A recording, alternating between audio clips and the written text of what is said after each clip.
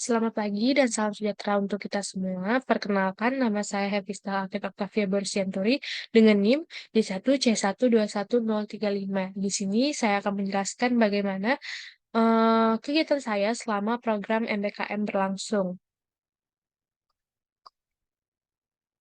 Yang pertama, saya mencari dan mempelajari materi mengenai data statistik dan statistika, mengenai pengumpulan dan penyajian data, mulai dari syarat data, skala pengukuran data, pengumpulan data, kemudian pengumpulan dan penyajian data. Saya juga mempelajari tentang angka baku dan koefisien variasi, kelompok data numerik, kuantitatif menggunakan ukuran statistik, kelompok data non-numerik atau kualitatif, pemusatan dan penyebaran data, konsep probabilitas, jenis-jenis uji signifikasi, asosiasi, korelasi, dan regresi, pembagian statistik, jenis-jenis variabel, data-data perancangan percobaan, dan evaluasi sensori dan data konsumen. Di sini saya akan menjelaskan salah satu uraian kegiatan saya selama kegiatan program MBKM, yaitu tentang eh, data statistik dan statistika, di mana statistika adalah suatu metode yang diterapkan guna merancang eksperimen, pengambilan data, dan nantinya digunakan untuk menyusun, meringkas, menyajikan, menganalisa, menginterpretasikan, dan mengambil kesimpulan dari sebuah data. Nah, eh, banyak macam dari statistik adalah statistika deskriptif dan statistika inferensi.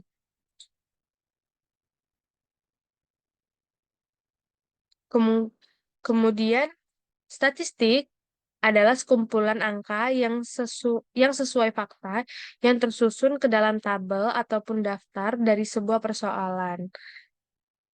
Itu tentang data statistik dan statistika.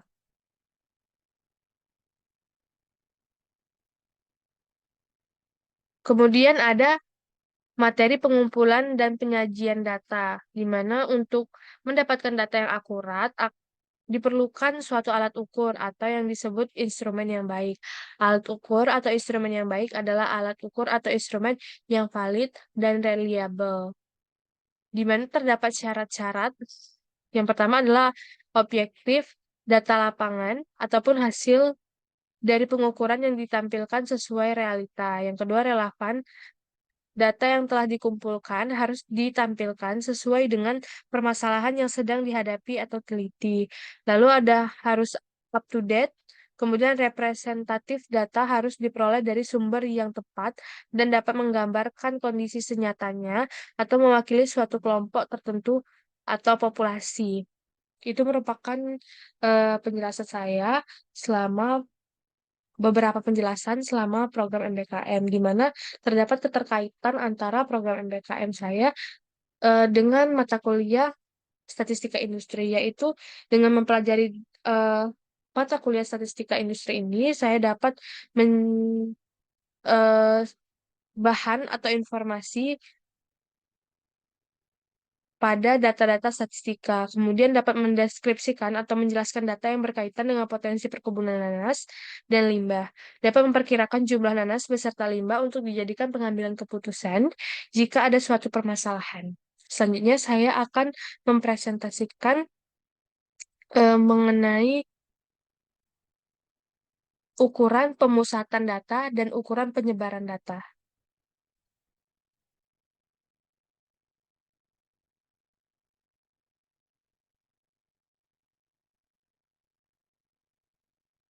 Terdapat pendahuluan, kemudian di sini ada latar belakang. Secara statistik adalah umum untuk mengklasifikasikan, meringkas, menginterpretasikan metode ilmiah dalam mengumpulkan dan menganalisa data, mendukung pengambilan kesimpulan yang valid dan berguna sehingga dapat menjadi dasar pengambilan keputusan yang masuk akal. Dalam pengertian terbatas, terminologi statistik digunakan untuk menyebutkan data itu sendiri atau fakta berupa angka yang dihasilkan dari data yang menggambarkan karakteristik suatu sampel.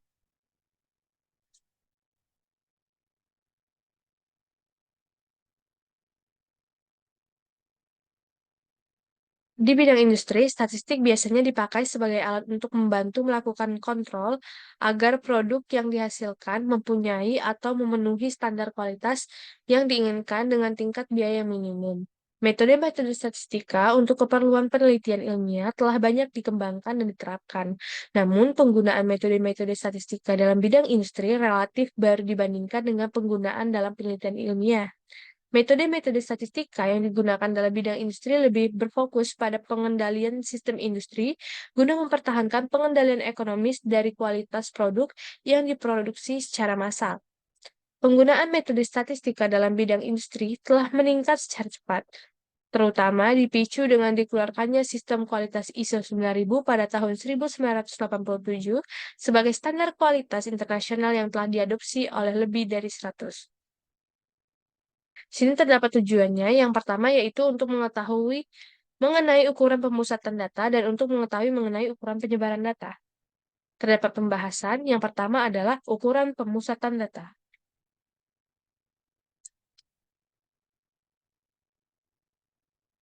Ukuran pemusatan data adalah statistik ringkasan yang mewakili titik tengah dan nilai tipikal untuk kumpulan data yang berbeda.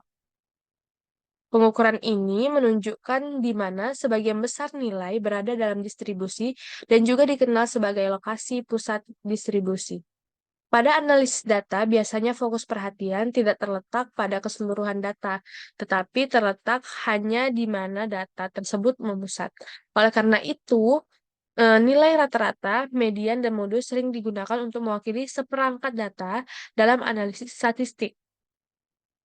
Rumus dalam pemusatan data selalu berbeda bergantung dengan pengelompokan datanya. Terdapat dua jenis data menentukan pemusatan data, yaitu data yang dikelompokkan dan data yang tidak dikelompokkan. Yang pertama ada mean, di mana mean ini atau disebut rata-rata. Rata adalah konsep secara awam mengenai rata-rata merupakan titik berat dari seperangkat data atau observasi sensitif terhadap nilai ekstrim digunakan terutama bila teknik statistik lain seperti pengujian hipotesis akan dilakukan pada data. Rata-rata atau mean dapat dihitung. Yang pertama itu rata-rata hitung atau aritmetik, di mana rata-rata ini hanya bisa dihitung untuk data skala pengukuran minimal interval. Jika ada n data, maka rata-rata hitung didefinisikan sebagai berikut. Nah, di sini rumusnya adalah X bar atau X rata-rata sama dengan X1 ditambah X2 ditambah X3 ditambah XN per N. Di sini masuk ke contoh soalnya. Yang pertama, nilai rata-rata dari 25, 23, 26, dan 30. Di sini diketahui, kita buat dulu diketahuinya. X1 sama dengan 25, X2 sama dengan 23, X3 sama dengan 24, X4 sama X3 sama dengan 26, X4 sama dengan 30. Yang ditanya adalah rata-rata atau X bar atau X rata-rata. Nah, kemudian dimasukkan ke rumus X bar sama dengan X1 tambah X2 tambah X3 tambah XN per N. Nah, di sini kalau terjawab X, rata-rata sama dengan 25 ditambah 23 tambah 26 tambah 30 per 4. Sama dengan 104 per 4 sama dengan 26. Jadi, rata-ratanya adalah 26. Kemudian ada rata-rata ukur atau geometris, di mana jika perbedaan setiap dua data yang berurutan adalah konstan atau tetap ataupun hampir konstan atau lebih baik menggunakan mean terukur daripada mean terhitung. Rumus yang digunakan yaitu U sama dengan akar pangkat N dari X1 kali X2 kali X3 kali Xn. Nah, contoh soal. Diketahui data sebagai berikut. X1 sama dengan 3, X2 sama dengan 9, X3 sama dengan 27. Berapakah rata-rata dari data tersebut? Di sini kita membuat diketahui terlebih dahulu. X1 sama dengan 3, X2 sama dengan 9, X3 sama dengan 27. Ditanya rata-rata. Nah, jawab. Masukkan ke rumus. U sama dengan akar pangkat 3 dari 3 dikali 9 dikali 27 sama dengan 9.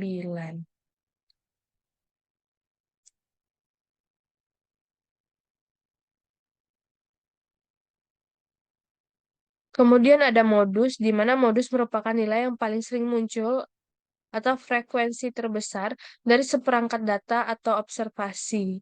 Di mana di sini ada modus untuk data yang tidak dikelompokkan, modus atau crude modus sama dengan nilai yang paling sering muncul. Nah, contoh soalnya diketahui data sebagai berikut: 1, 3, 4, 4, 5, 5, 5, 6, 6, 7. Tentukan modus dari data di atas. Nah, kita buat dulu diketahui datanya, yang ditanya adalah modus. Nah, seperti yang saya jelaskan bahwasanya modus itu adalah data atau angka yang sering muncul. Jadi modusnya itu sama dengan 5. Nah, untuk modus data yang dikelompokkan, itu rumusnya MO sama dengan BB tambah W, D1 per D1 tambah D2. Untuk median, di mana median merupakan nilai tengah dari sekelompok data yang nilai tiap observasi telah disusun dari yang terkecil ke terbesar.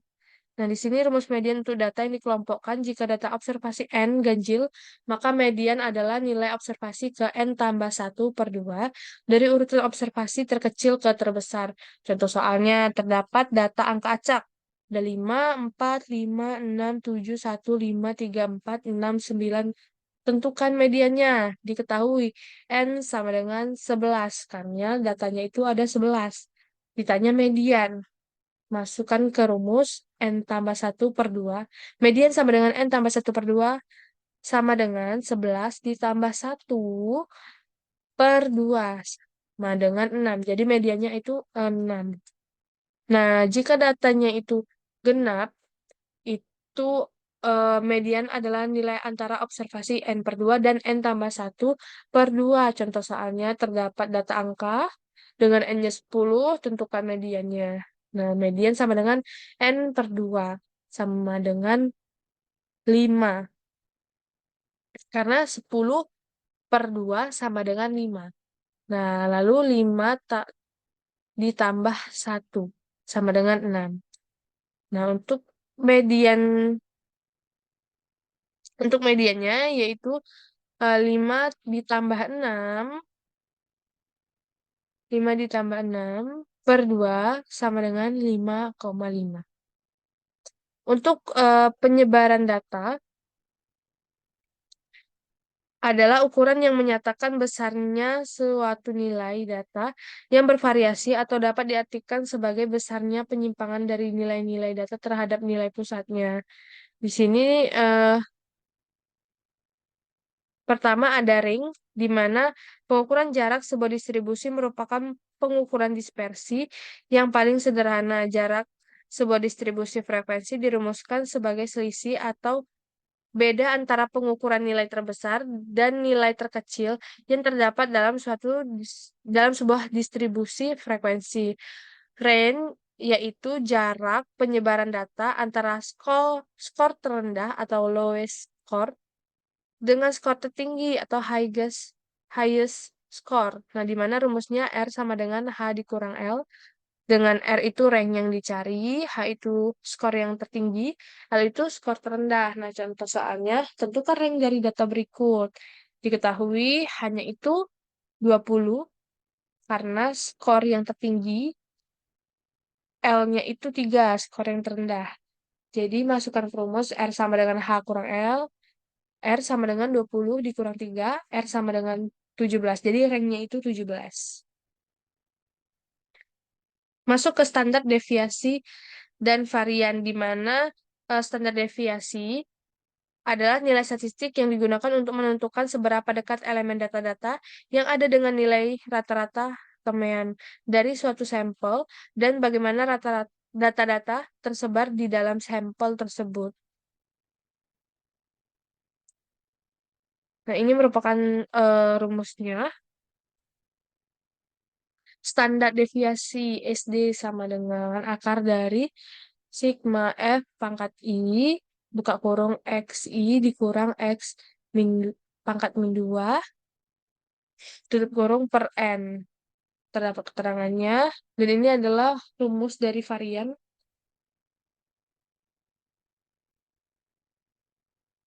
Masuk ke contoh soal, tentukan simpangan baku dari data tunggal berikut dengan N sama dengan 8. kita mencari eh, X sigma XIN, sigma XI per N, di mana kita mencari rata-rata dulu.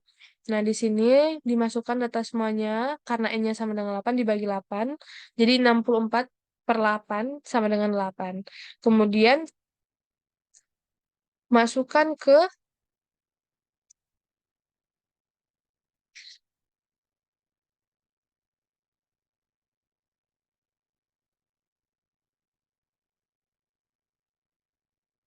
rumus eh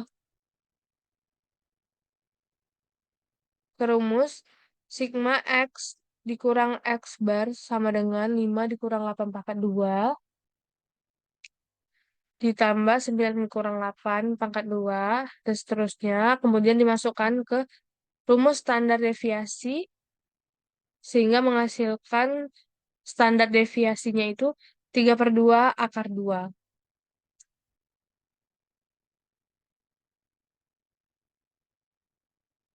Terdapat kesimpulan di mana statistika merupakan metode ilmiah dalam mengumpulkan, menganalisis, menginterpretasikan, dan juga mempresentasikan data. Metode statistika digunakan untuk membantu pengambilan keputusan.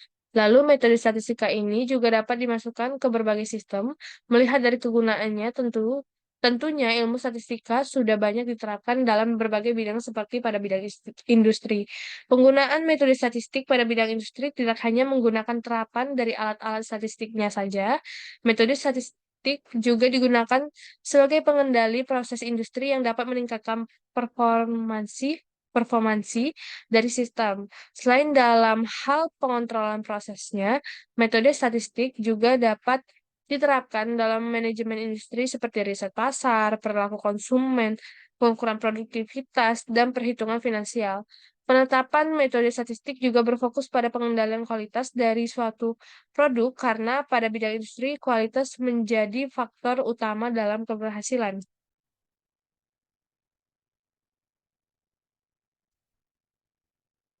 Statistik sangat dibutuhkan dalam bidang industri karena beberapa penyebab seperti perubahan perilaku konsumen, terbatasnya sumber alam, teknologi yang terus berkembang, dan limbah. Metode statistik dapat membantu dalam mengontrol produk agar produk memiliki kualitas yang diinginkan dengan biaya yang minimum. Lalu, jika metode statistik yang digunakan bersifat massal, efisiensi penggunaan bahan baku dan proses industri akan meningkat. Peningkatan ini akan memberikan dampak ekonomis bagi industri sehingga dapat membantu dalam hal persaingan global. Sekian presentasi dari saya, kurang lebih saya mohon maaf. Terima kasih, selamat pagi, dan salam sejahtera untuk kita semua.